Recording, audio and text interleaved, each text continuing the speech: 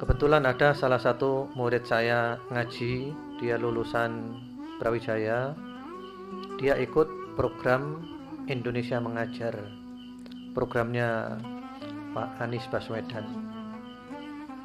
Dia ikut program itu, dia dikirim ke pelosok Lampung sana, di pelosok Lampung.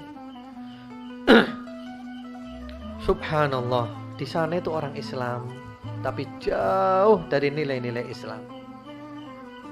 Karena anak ini anak yang dulu ngaji, ikut pengajian, hadir, aktif, maka dia terdorong juga di samping ngajar pelajaran di sekolahan, dia juga terdorong untuk mengajarkan kepada mereka ngaji Al-Quran.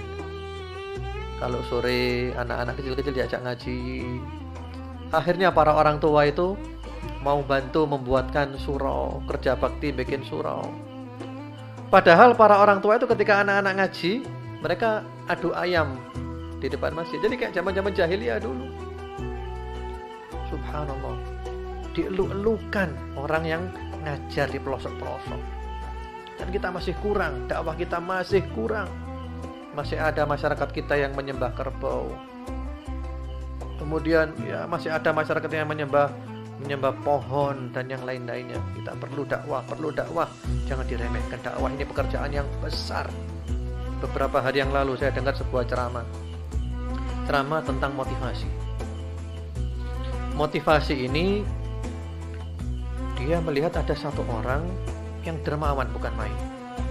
Dia suka bantu anak yatim, bantu fakir miskin, bangun masjid, bangun sekolahan, mencetak mushaf, membagi buku.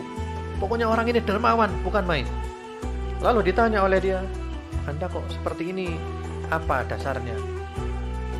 Kata dia, "Dalam hidup ini saya punya cita-cita.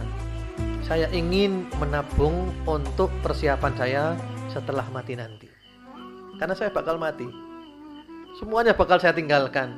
Maka saya ingin punya amalan ketika saya mati nanti, saya akan bahagia. Ganjarannya terus mengalir." Karena itu kita perlu selalu tanya kepada diri kita, apa persiapan, tujuan hidup kita ini apa? Kita punya proyek di dunia, proyek apa?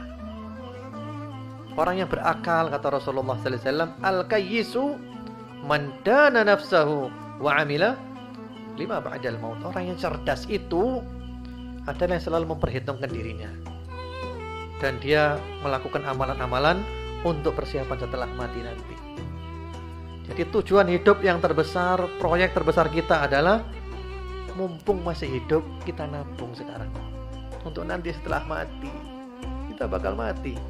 Kalau kita punya tabungan kan enak. Dan proyek para nabi, masyru'ul anbiya, adalah dakwah.